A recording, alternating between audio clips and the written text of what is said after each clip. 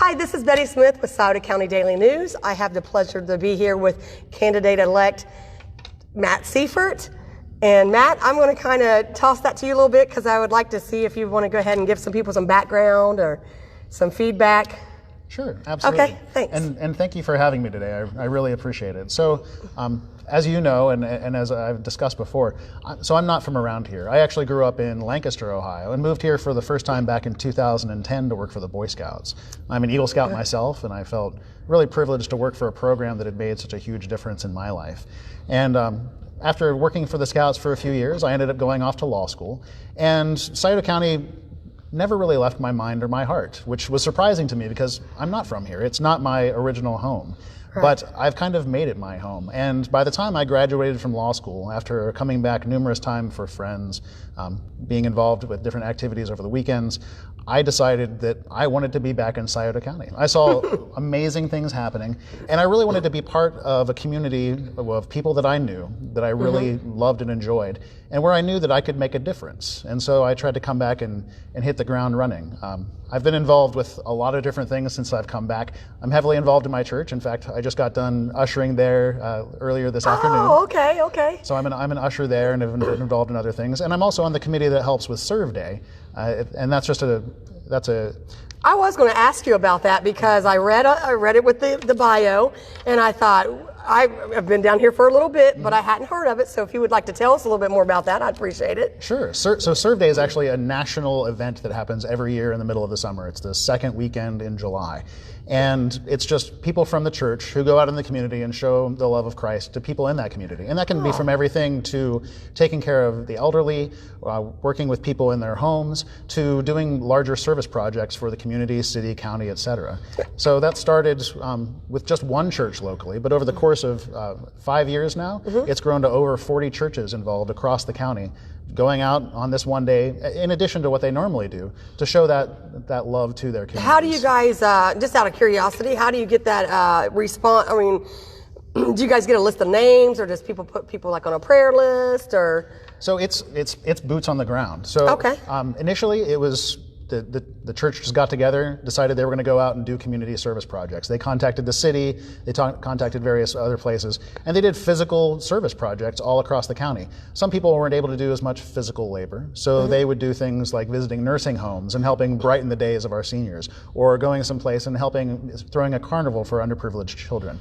Wow. A wide variety of projects, and that's incrementally grown. So as we've built this event over the years, and I can't take credit for all of it by any means, I've just been able to help on the committee these past few years, but we've been able to invite more and more churches in the area to come out and show this sort of united front, show that the church is more than just a building that some people go to on Sunday, that it truly is the body of Christ, and that we're out there serving I'm our friends 100% for outreach, especially with church, 100%.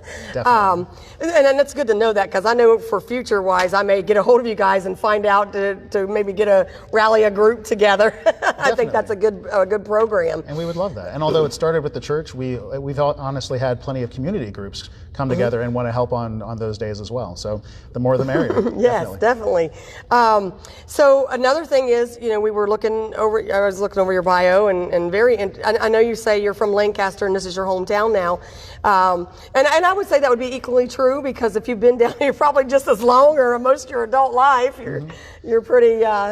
Oh yeah, I've been here for the better part of the past decade, and I intentionally came back to Portsmouth. And it's a funny thing, so when I first moved here, I was very much the type of person who would say, why doesn't somebody do something about that? I'd see a problem in the community, in my area or whatever, and I'd wonder why somebody wasn't doing anything about it. And over the course of my time here, I had a weird shift personally, and I would credit that to the people that I've had the fortune to get to know in this area. But my attitude shifted from why doesn't somebody do something about it to what can I do about it?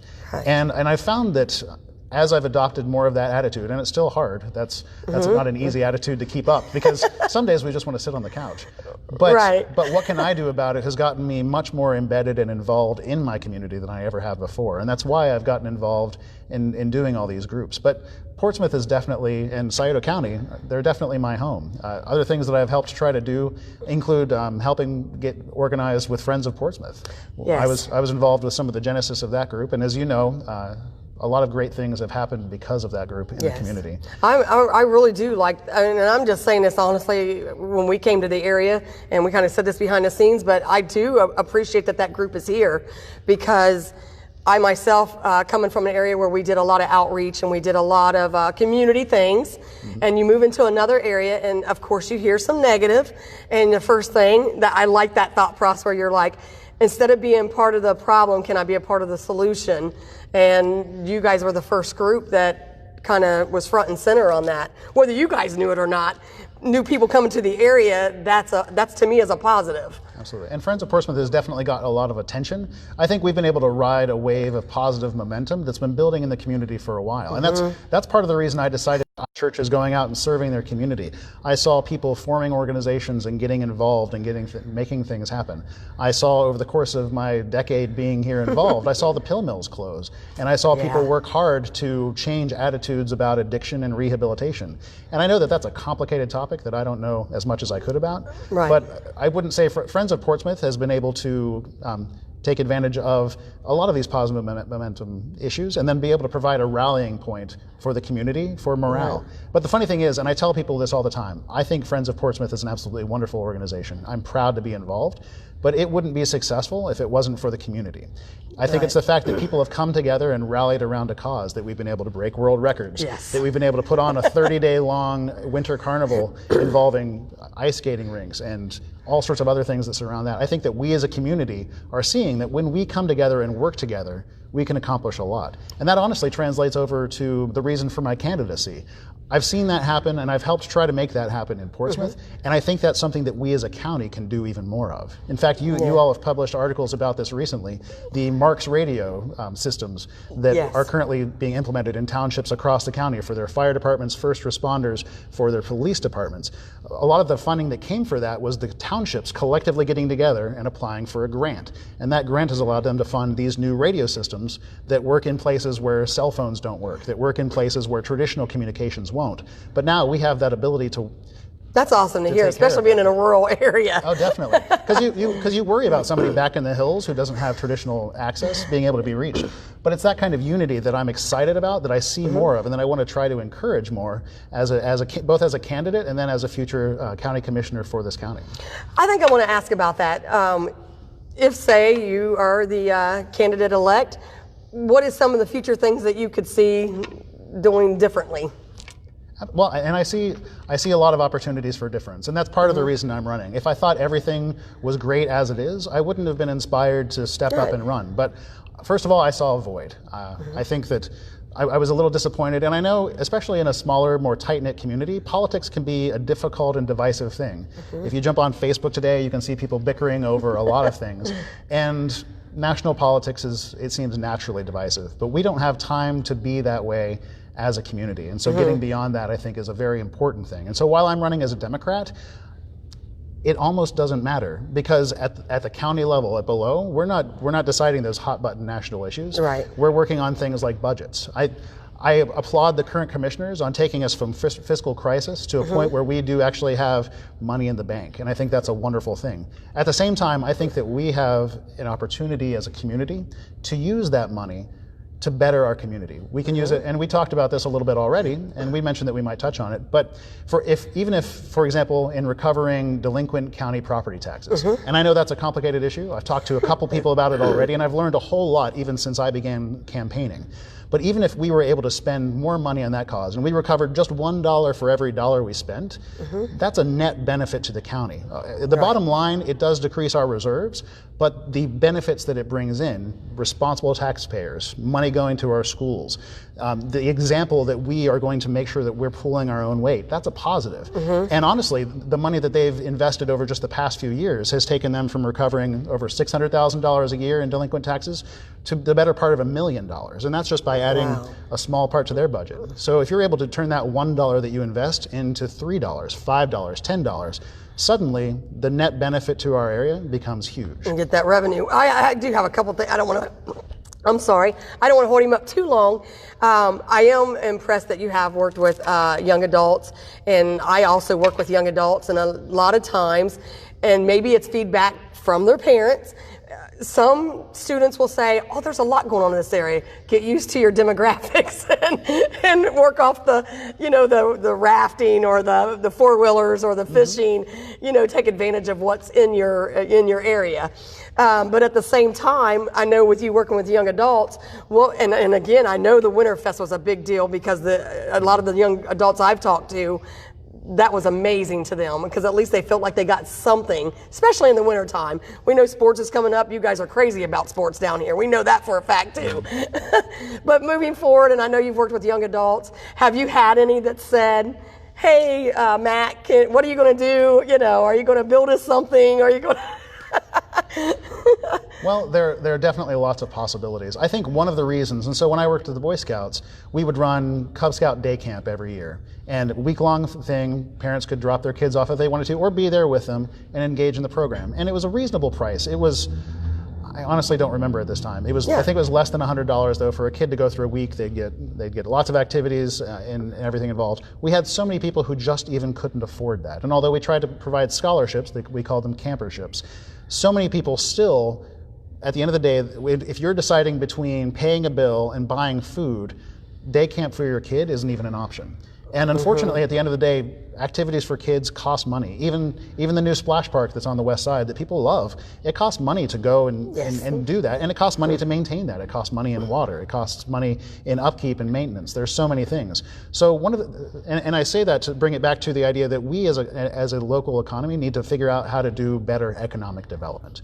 That was one of the things I was excited about moving back here. One of the things that disappointed me in my first year back, I saw organizations like the Southern Ohio Port Authority that were doing great things and getting wonderful recognition. I saw them taken apart for what seemed like petty political reasons, and it worried me.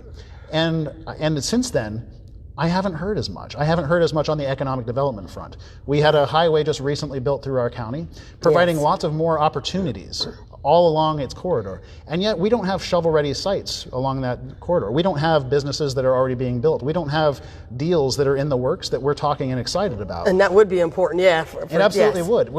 We're missing opportunities, or we're running behind on opportunities. Instead of looking forward and planning for the future, we seem to be worried about putting out our current fires. And so one of the things I'd want to prioritize as a commissioner is making sure we do have a plan, that we take an assessment of our resources, what we do have, what we don't have, work towards getting the things that we don't have, and set a 5-year, 10-year, 15-year plan. Right. And even if we don't meet that plan, and oftentimes these long-term plans are difficult to keep, but it gives us a direction. It gives us a course. I always say planting seeds, and I really do believe that. Something, you could plant a seed today. That doesn't mean it's going to happen next month. It may happen later in the year, or something's going to follow through. So I do like that you have those, you're looking at goals and saying, let's try and do this and see where. And I've came from an area that does have major growth right now, but again, they had to have those seeds planted ahead of time. And there again, where's change and progress. And of course, you have an older generation it's harder to accept.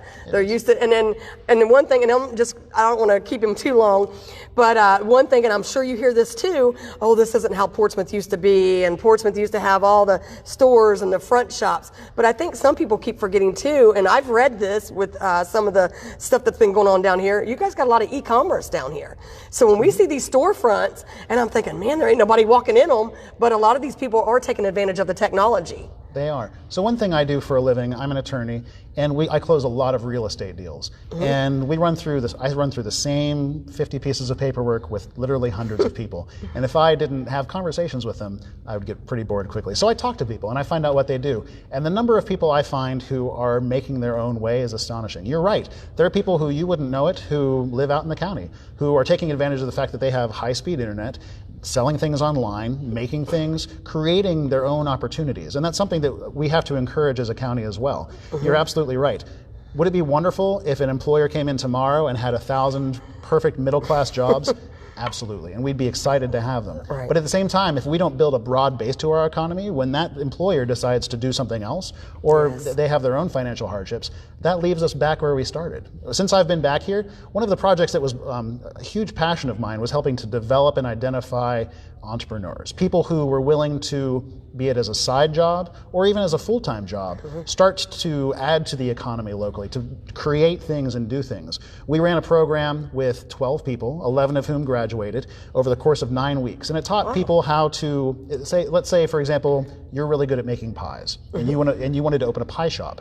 Well, you may be wonderful at making the best strawberry rhubarb pie in the world, but that doesn't mean you know how to open a storefront to sell those pies. So the goal of that course was to train those people who have the skills to be actual business people. And you can't learn everything in 9 weeks, but it can give you a solid foundation. And we were excited at the response and the progress for those people. And multiple people from that course are now successfully operating businesses in and around Scioto County and contributing to the local economy.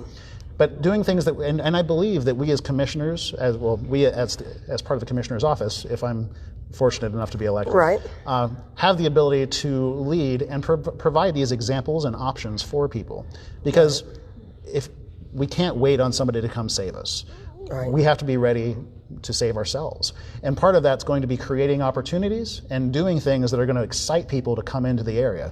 Opening a new business that causes somebody from Ashland to say, hey, I want to go spend the weekend in Scioto County. That's right. and we have some people doing wonderful things. We have multiple new businesses in and around Portsmouth. We have multiple new businesses in and around the county. We have attractions like the Christmas Cave or Winterfest or Plant Portsmouth. We have so many cool things happening around here, and we try to market those as best we can. But we can definitely do more. And our county leadership can help provide better incentives and opportunities for those things to happen. So Matt, any final thoughts with this interview that you would like to get out to our viewers? And because I think everything you've said has been great as far as on that front, again with the e-commerce and then the things going on around the county and what's next, we're hoping next to come. Obviously, we're trying to prepare for that. So. Absolutely, and I'll just speak directly to the folks who are watching today. So we're at a pivotal moment in the history of Scioto County. As mentioned, we've experienced success, and we have fond memories of a time when Scioto County was great. And I think that Scioto County still is great, and that we have a great future ahead of us. But we have an opportunity to build a new and exciting future. It may not look like the success of generations past. It may not be the bustling downtowns that we used to know, but we do have the opportunity to have people here who have good paying jobs, who can contribute to the community, who can participate in events and activities that they're excited about. We can create a place that people not only want to open companies in, but that people want to live and enjoy. And when somebody says, what are you doing this weekend? You're going to say, well, let me give you a list, because there are 50 things that I could possibly be doing. And I can't do all the cool things that are happening around here. I think we have an opportunity to change some things, and I think it's necessary at this point. My opposition in this race are one of two people who both have spent 16 to 20 plus years in politics. And I'm a fan of change. Mark Twain has a quote about politicians and diapers, and he basically says that both of them require change, and for very similar reasons, which I always think is funny, and Twain has some great quotes. But I think we have an opportunity this election to make some changes, to take advantage of the future, to move forward in a direction, and to start a new era of success in Scioto County. And I hope that you'll be kind enough to give me your vote in both March and November of this year. Thank you.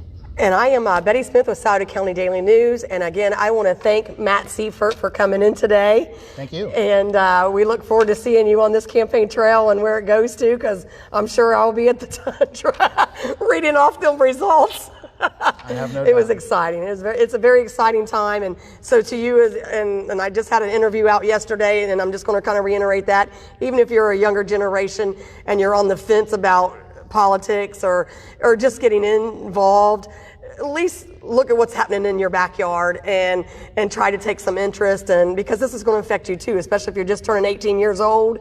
You know, how long does it last as commissioner? What is it, 4 years? It's a 4-year term. 4-year term, yeah. So if this is the guy.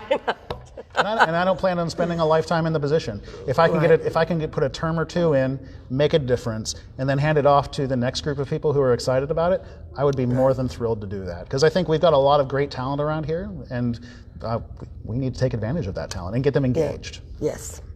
All right, guys. Thank you again, Scioto County Daily News. Mark Craycraft and his team, thank you as well. And I'm going to call that a wrap.